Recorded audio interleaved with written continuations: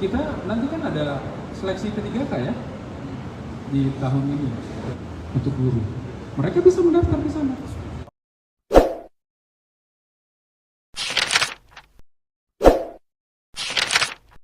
Soal pemecatan para guru honorer, alasannya apa dan berapa banyak data guru dan bagaimana awal mulanya ini bisa terjadi, Pak Kadis? Ya, kami sebenarnya sudah mensosialisasikan ini sudah dari jauh hari ya kepada kepala sekolah. Pertama dari tahun 2017 kami sampaikan bahwa tidak boleh lagi mengangkat guru honorer oleh kepala sekolah.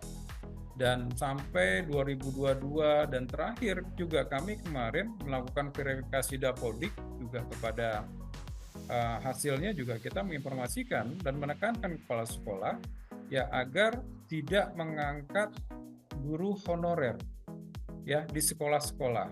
Karena apa? Karena di saat pengangkatan guru honorer ini itu yang saat ini dilakukan oleh sekolah, mereka mengangkat ya dengan perekrutan yang tidak jelas. Kepala sekolah merekrut seenaknya mereka sendiri. Ya, mereka tidak melalui ketentuan, tidak dipublish ke masyarakat. Kepala sekolah dengan seenaknya mengangkat perekrutan ya dengan seenaknya dan subjektivitas. Dan perekrutan tidak sesuai dengan kebutuhan Dinas Pendidikan. Dan kepala sekolah tidak melaporkan ya perekrutan ini ke Dinas Pendidikan, dan perekrutan ini tidak sesuai dengan regulasi dari Kemendikbud, di mana di saat melakukan perekrutan dan membayarkannya dengan menggunakan dana BOS, maka harus ada 4 ketentuan yang harus dipunyai oleh di saat melakukan perekrutan dengan dana BOS. Pertama, mereka berstatus bukan ASN. Yang kedua, tercatat pada Dapodik. Yang ketiga, memiliki NUPTK.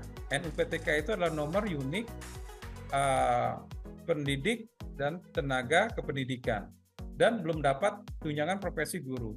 Nah, dari 4 unsur ini ada 2 yang tidak mereka penuhi, yaitu tercatat pada Dapodik dan memiliki UMPTK. Sehingga di saat BPK melakukan pemeriksaan dengan sampling di seluruh kepala sekolah, di seluruh sekolah, ada 400 temuan ya yang harus ditindaklanjuti dan ini tidak sesuai peraturan.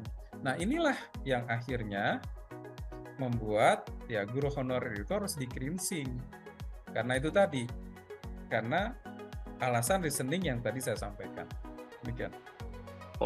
Nah, bagi guru honorer yang sudah terlanjur diterima di sekolah-sekolah itu, apakah ada kebijakan khusus dari Pemprov DKI Jakarta untuk mengalihkan mereka ke pekerjaan lain atau ada kebijakan khusus gitu kali, Pak?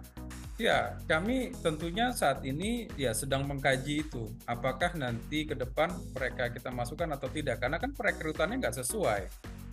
Ya, ya itu kan subjektivitas kepala sekolah. Mereka tidak dipublish, gajinya juga kita tidak tahu berapa gaji mereka.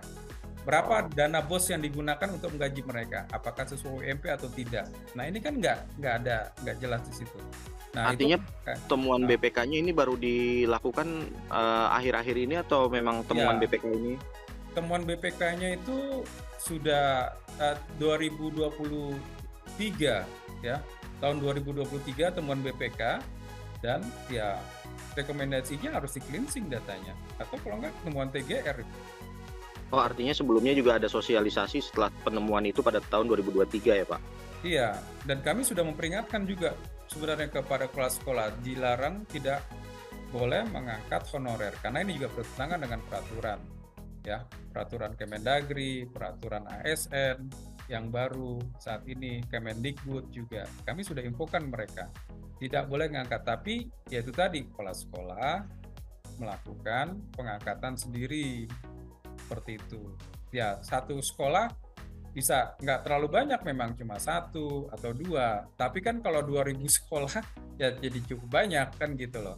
Nah, untuk membantu sekolah. Nah, dengan perekrutan yang tidak jelas, tidak sesuai aturan, tidak sesuai kebutuhan, tidak dipublish. Nah, ini menurut kami ya adalah suatu hal yang memang harus ditindaklanjuti. Dan kalaupun mau direkrut kembali, itu harus dengan perekrutan yang benar, ya, harus dites dengan benar, ya, dan sesuai dengan kebutuhan dari Dinas Pendidikan. Mana guru-guru yang memang dibutuhkan, guru apa yang dibutuhkan. Nah, tesnya pun harus tersendiri dengan benar dan sesuai dengan ketentuan, tidak subjektif mengatakannya. Oke. Kami Dinas Pendidikan sedang melakukan penataan ya tentang kompetensi guru, sehingga guru nanti yang akan memang mengajar ya bekerja di Provinsi DKI Jakarta sesuai dengan kompetensinya dan mempunyai kualitas yang baik. Jadi tidak diangkat melalui subjektivitas oleh kepala sekolah yang direkrut dengan tidak sesuai dengan ketentuan. Demikian. Ada temuan bahwa selama ini beberapa guru yang dengan kepala sekolah itu memang diangkat karena ada kesepakatan.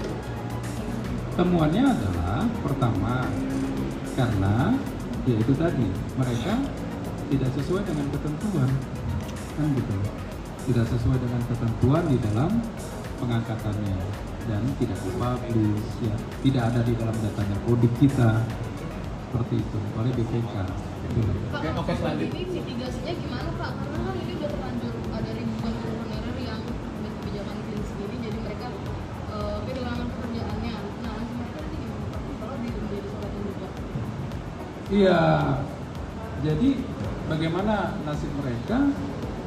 Kita nanti kan ada seleksi P3K ya di tahun ini, dan kemarin dari Kemendikbud juga menyatakan bahwa kita kan juga hampir 1.900-an yang nanti ikut P3K untuk guru. Mereka bisa mendaftar di sana. Bakal ada prioritas nggak untuk guru honorer yang sudah bertahun-tahun bekerja, misalnya ada yang 6 tahun. Ini kan bisa dibilang kompetensinya cukup lah untuk sekolah itu. Dikasih prioritas nggak untuk dia bisa lolos seleksi P3K? P3K itu kan dari BKN. Ya. Kalau untuk KKI itu Pak? Ya, kalau KKI nanti kita lihat apakah kebutuhan KKI masih ada atau enggak, nanti akan kita. Tentunya kita akan mengikuti sesuai ketentuan, kan gitu. Ya, maksudnya mereka yang saat ini guru honorer pun ya bisa ikut daftar ke sana sesuai dengan nanti kompetensinya, kebutuhannya seperti itu. Artinya tetap nggak ada Tetap, iya tetap. Mereka sama aja. Nggak ada Iya. jaminan yang mereka yang